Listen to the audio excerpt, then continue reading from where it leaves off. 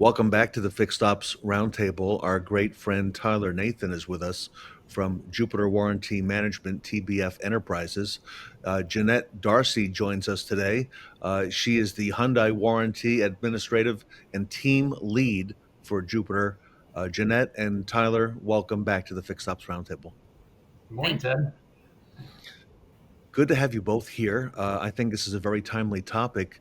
Tyler, one of the things you've been telling us over time is that you have folks at Jupiter who work with dealers who specialize in particular OEMs, and they're expert in that, and they come from the retail world. And I thought maybe today you'd kind of frame our discussion with Jeanette and kind of set the stage for what we'll be talking about. Thanks, Ted. Yeah, I'm excited today to have Janette Darcy joining us.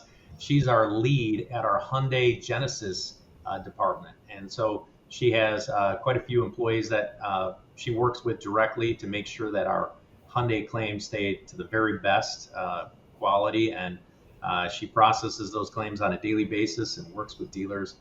She does an amazing job. I'm excited to hear to introduce her to everybody. Okay. Well, welcome, Jeanette. And for our audience, as warranty continues to grow, it seems that the dealership audit process is very much under the microscope these days. And Jeanette, I want to start with you. You specialize in Hyundai. What is a Hyundai warranty process review exactly?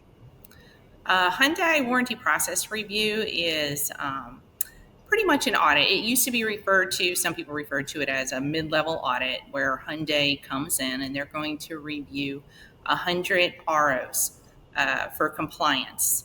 And in doing that, it's going to be more than them looking at, did you capture the correct signatures? Did the service manager sign on that stock car RO? Did the tech punch his time? Or do we have Stewie photos to back it up? We're seeing some results where they're not just looking at the commonplace compliance, which a lot of us know and understand. Hyundai's policy and procedure manual is about 200 pages now, so there's a lot of policy and procedure out there that you need to be aware of, and that can get you through a warranty process review without losing too much money, because at the end of the day, it is an audit, and you do get potential adjustments, they're called. After the audit, you get about 5 days to appeal with the auditor, start to gather information. If you're missing signatures, missing original owner's affidavit, you can gather all that and appeal to him. And then after that, you have about a week to write your appeals to go to national for any adjustments that they found. But what I would like to touch on just a little bit here is some of the results we've seen, like I said, are outside of what is considered standard compliance. And what I want to bring to light so that the dealerships know that these are potential reasons for an audit. A case where a short block was primary reason for adjustment was listed, and some of this might surprise people. So this short block was tagged as potential adjustment for missing the service machine sheets not attached to the RO, missing before and after GDS ECU updates, no AC measurement document or printout attached to the RO, no alignment sheet attached, engine diagnosis worksheet not attached, PA not attached. Secondary reasons, and this is important. Required parts not billed on the work order or claimed on warranty submission as outlined in the shop manual. That included the steering U-bolt, high pressure fuel pump pipe, fuel pump mounting bolts, fuel pump O-ring, and flex plate bolts. So where this becomes surprising, and some people might not be aware that this is reason for a debit, is they're probably just looking at, do I have the original owner affidavit? Did the tech replace the engine? Did he write a good story? He did. In this case, we had all that. But what we didn't have was the attachment to support the story. We didn't have the AC evac recharge. The tech took the compressor and bolted it, moved it aside. He didn't evac and recharge the car. But in the shop manual, it says you have to evac and recharge. Had he put in his story that he unbolted and moved it to the side, that would not have been a reason for debit. But because he didn't include any variation of what's written in the shop manual to what his process was Sure. in his story, it was used against them and used as a reason to debit the claim. So again, a lot of times did people think commonplace compliance is just, making sure you have certain documents, whatever, but it's a lot. It's the alignment sheet. That's because in the shop manual it says to drop the engine from under. Tech pulled it from the top. And, really had to do an alignment. And this was a $15,000 debit for these Wow. Big reasons. numbers. Yes. So what we're seeing is not just these, again, standard compliance stuff. It's things like missing required photos as outlined in TSB, which goes back to STUI requirements, which hopefully we'll get a chance to touch on a little bit today.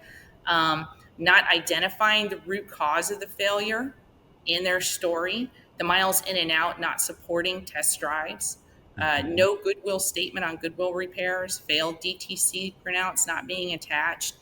These are things you don't think about, but they have to be there. And these, the audits or the warranty process reviews were pretty much being done on stores that had a 550 point Whopper score or higher.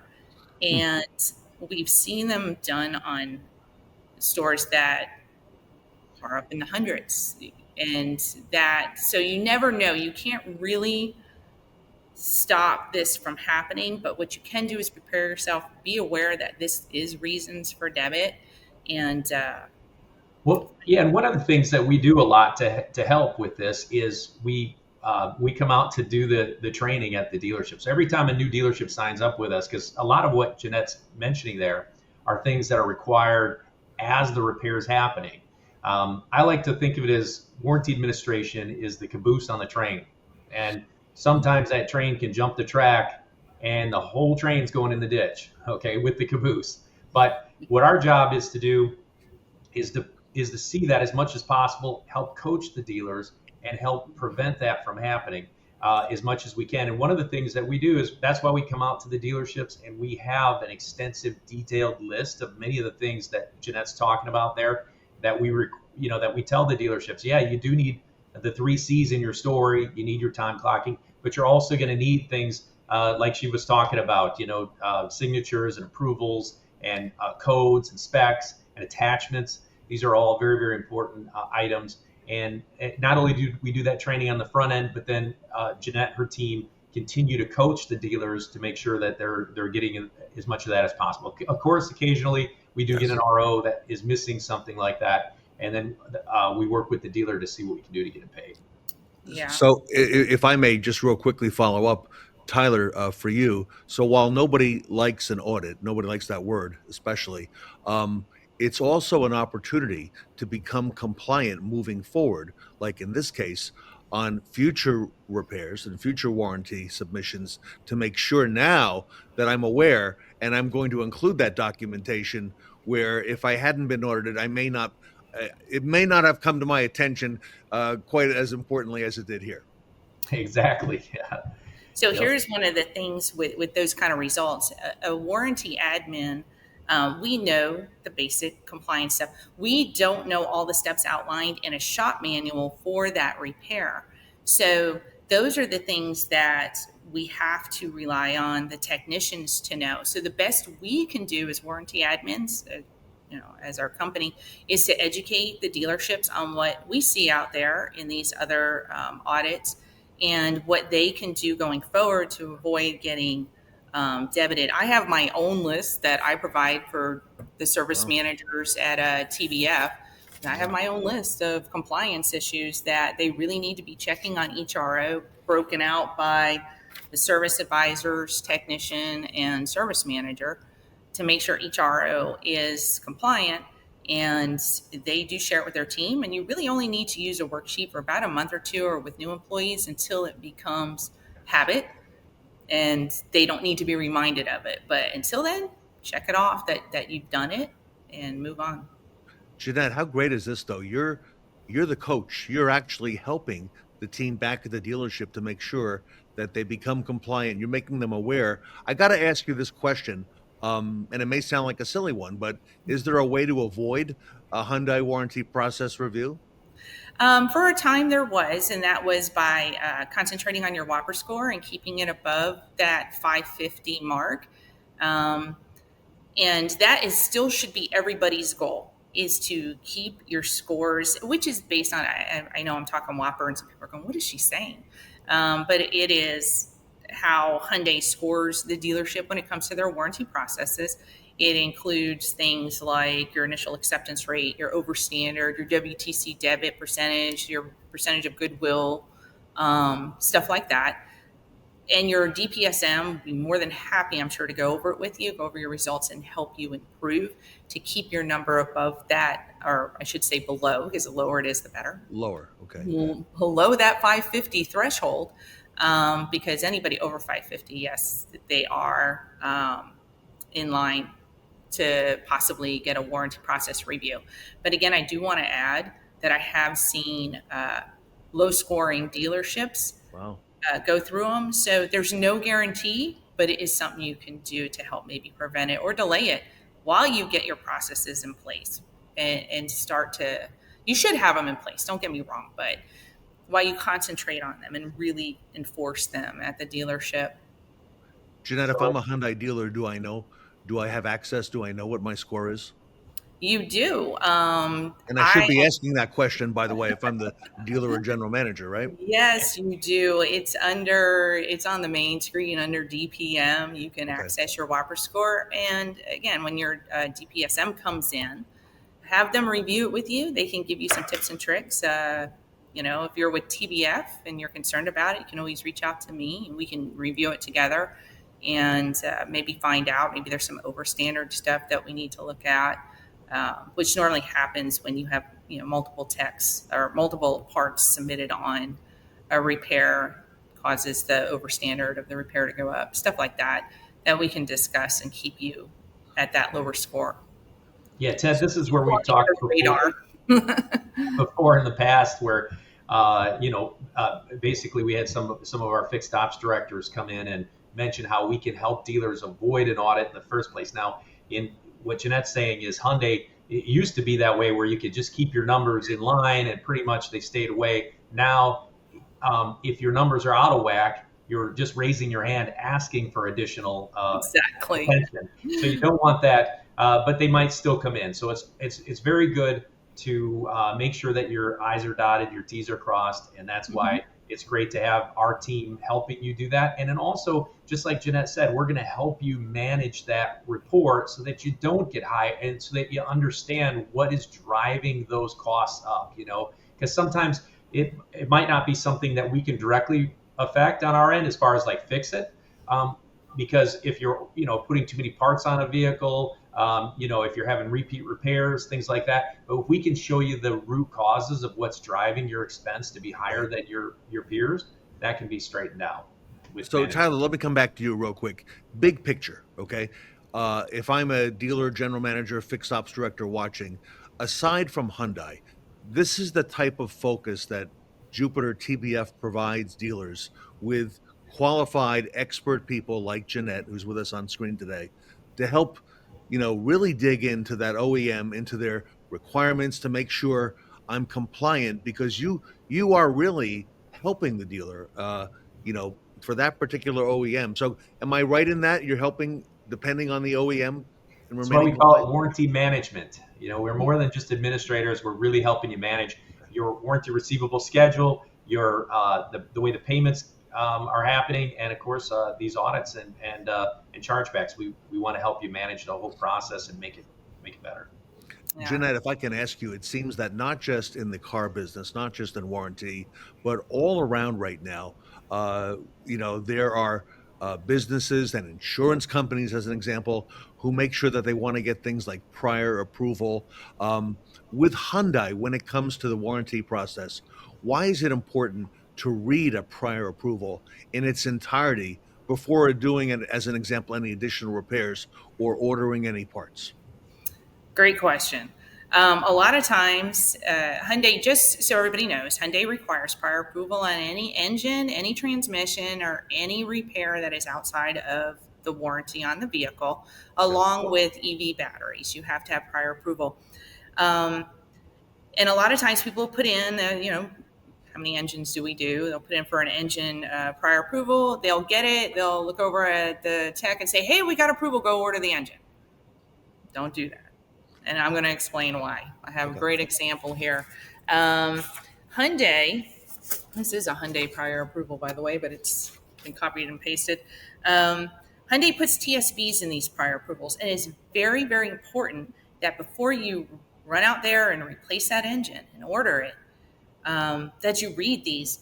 And this is a perfect example. This is an oil consumption engine replacement on a 2020 Palisade. Now, we do oil consumption tests on vehicles that are experiencing using more than 1 quart of oil per 1,000 miles. So if your car, after doing consumption or combustion chamber cleaning, is still doing that, you're going to reach out to Hyundai and they're going to ask for prior approval for an engine.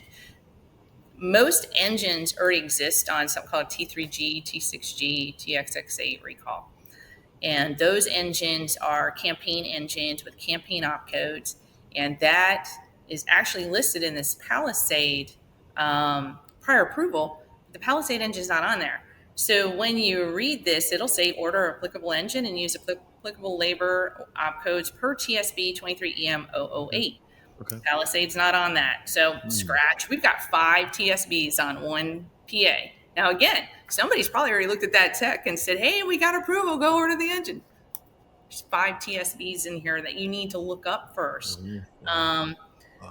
The next thing it tells you is refer to the electronic parts catalog for engine, part number, and use standard web LTS labor ops. So, okay, I'm going to go look up the engine. I'm going to order it, and that's what we're going to use. The next line says follow all TSB instructions, including but not limited to 18EM001. And that's where it tells you what engine to order. So now you've gone through 2, and you think, okay, I'm going to go order that sub-engine right now. But on the Palisade, if you go to 18EM001, which is written in the PA, so you have to follow this, it tells you in the case of engine oil consumption and or excess combustion blow by due to reduced seal between cylinder walls and piston rings. That's the exact reason for an oil consumption engine replacement. You're to replace the short block and not the heads. I guarantee I've seen it. I've already seen it where they're ordering the sub engines because they didn't continue down the line to read these TSBs. And you have to, because that is part of the prior approval process. And if you're lucky enough to get that sub engine you put in replaced, called back by WTC, it's going to get debited for not following the TSB. So Janette, if there's a warranty administrator who works at a dealership out there, they've got to be on top of all these TSBs. I mean, which can change daily. There's a whole lot. There's a whole lot to be aware of, but that's part of your forte, and that's part of what you do. That's part of what I do. I mean, when when I get a claim, well, first thing I do, because I was telling Tyler earlier today, we work with so many different dealers around the country that you'll start to see trends coming from a different state, and you become aware of them.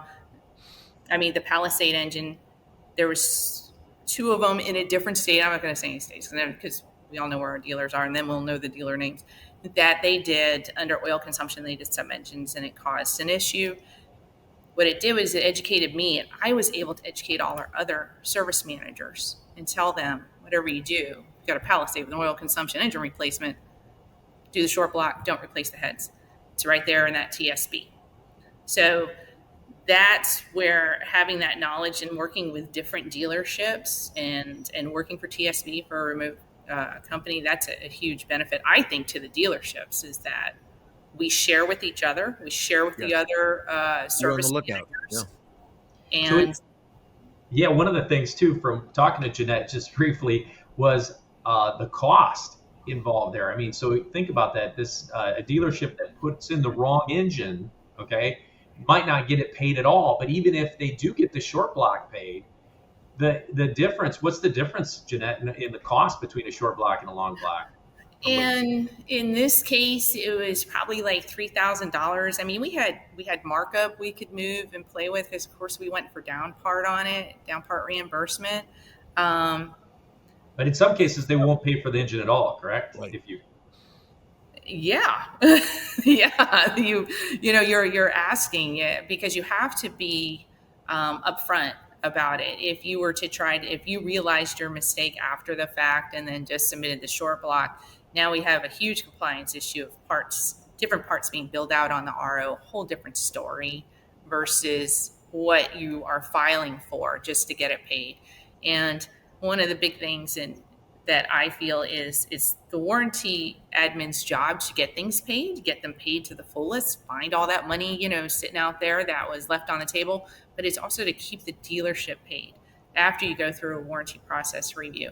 It's great to get that money, but somebody comes in a year later and takes it from you, it meant nothing. It's just bad, profit reporting at that point. worse So, because you paid commissions and salaries on all that. oh yeah, oh yeah. You can let the tech go, but that doesn't get you back your money. Tyler, I think part of your strength at Jupiter is your people, big time. And today, spending this short time with Janette, instantly everybody watching can see she's really well versed on this. She knows this inside out, and she's a tremendous asset to any Hyundai dealer who's watching here today. And Thank you. you know, We're so glad to Tyler, have Mhm. it's your people. Yeah. So Thanks, Ted. Jeanette, All I right. got to ask you another question. One more question, if I may. It's a specific one, and I think you're probably going to know the answer on this. On the Z05 white paint warranty extension, what can a dealership do to make that process easier? We've heard about that, and assure that their claims do get paid. Okay, so there's a lot of Z05 white paint warranty extension claims going around right now. We've pretty much um, streamlined it because in the beginning we had some dealers who were just doing a lot, and then we have some dealers now who are just coming into it, just starting to do their first cars. And I had set up a list of what a dealership should do because in the beginning, so many of these claims got returned. And they are huge, high dollar claims because most of them are all paint claims. We're talking about 10-year-old cars with multiple panels peeling. Anytime you have over four, just to explain what I said, anytime you have over four panels or four or more panels that require Yes, refinishing, it's considered all paint. And all paint is the maximum Hyundai will pay for any paint claim. That's another thing you're going to find with the dealers, and I don't want to get into it today. Don't shoot the messenger when your admin has to come back to you and tell you you're over the maximum Hyundai will pay. That's the maximum they're going to pay, and it's written, in the TSV for the Z05. If you were to get a PA for paint, it's always written in there. So, but what I want to talk about is things we can do to get the claim paid. sure. So on my list, what I have set up is follow these steps, please. Have the customer bring the vehicle to the dealership, not directly to the body shop. Bring it into the dealership, To the dealership. pull the VIN stat, verify the VIN is not branded, verify the vehicle is within the 10-year extension, and that there's no open safety recalls. If there's an open safety recall, do it while the car is there. In the shop. Okay. Take the photos. Do not rely on the body shop to take the photos. This is the biggest problem that we have seen. Oh, well. Take the photos because there is a photo requirement that you have the VIN and date on a post-it note, or now they have this little electronic stamp you can have at the bottom is in the picture. So most of the claims got returned in the beginning for missing that. Read the TSB, understand what peeling is versus what outside influence, rock chip, rub marks are, because the TSB is very specific about the peeling defect and what it looks like. There's great images that show you what it is. Make sure every panel that needs refinishing is photographed. Make sure the front, the hood, the trunk, the left, the right side are all photographed. That is walk around pictures. They want that and they require it. Identify the ones that meet the Z05, send the car to the body shop, tell them what panels need to be done. If the body shop needs to do any additional panels because the paint peeled while they were pulling off the tape, they need to take the pictures and those pictures need to meet the TSB. If you fail on any of these points, it's going to get returned, and we're going to have to fight it out with Hyundai. It's just that simple. And, And in and the beginning, we've had some success with blaming the body shop. The body shop didn't take the right pictures. That's only going to work for so long. I know how Hyundai works. You're going to get by with that for a while. That's why you right. need to bring the car to your shop and do them, because Hyundai's going to eventually say no. The TSB specifically says what you need. The car should have come to your first. Tyler, you help dealers play by the rules, especially now. A lot of dealerships don't have body shops like they used to. They send it to a third party, bring the vehicle into the dealership, into the shop, take care of any work that needs to be done there, photos at the dealership. Tyler, Yep. this is all compliant, and you've got 20 some OEMs, to be compliant on. So congratulations on really doing a great job with this, and introducing us to Janette. I know who. If I ever have a question now on Hyundai I know who to call. Yes. But Tyler, it's your people. There's no question about it. Yeah. Yeah. All right. So Tyler, for folks watching today, um, again, they may already have their warranty needs addressed, but the way this happens, I see it, Tyler. It happens on a dime. Next thing you know, somebody's out next week. There's a change in somebody's life, and now we have a need, okay, for warranty. Um, Tyler, how do people find out more about you, and how do they reach out when they're ready to ask some questions? And I know you're going to be. It's not too soon to talk about NADA coming up right around the corner. Yeah, absolutely. So, probably the easiest way, Ted, is to just reach out to our website. Go to the website. It's warrantymanaged.com. It's scrolling at the bottom there, and visit the website. There's a lot of neat things. You can watch some of these interviews with you in the past Yep. there in our newsroom. There's also a nice little 3-minute video, and you can send that link to maybe a general manager or a dealer principal just to give them a quick here's what we do and how we do it. It's a great little video to give somebody that 30,000 foot flyover. And of course, there's a phone number. You can call the phone number and visit us at the NADA. The booth number is scrolling down there as well. And so we look forward to seeing everybody there at the show. It's always fun when it's in Vegas. I think this one of the better venues, of course. So, but we look forward to we keep growing, and I see it. and we're always adding stores and adding employees, and gosh, we're over 195 employees now, so, and keep growing. Congratulations to you, and Jeanette. Congratulations to you. Great work, and Thank great you. job in explaining it, and making it very explainable for our I audience. hope I wasn't too long-winded today, and I hope I was able to educate some people. And just for those who have TBF and the Hyundai dealers that have TBF, if something were to come up and you were to get noticed of a warranty process review, just remember, reach out to me. I will have your back the whole way and hold your hand through the whole process. Love it. So All right, everybody. Jupiter Warranty, best in the business. Tyler Nathan, Janette Darcy here with us today. Reach out to them on the web, warrantymanage.com. Phone numbers scrolling at the bottom of the screen. I know that will get you access directly to the top, and coming up at NADA as well. So, Janette and Tyler, thank you on behalf of the Fixed Ops community for all you do. And of course, uh, not too soon to also wish both of you and your families and Jupiter and the family there a happy Thanksgiving next week. thank you. You too. All right. Tyler Nathan, everybody, and Janette Darcy from Jupiter Warranty Management here with us today at the Fixed Ops Roundtable.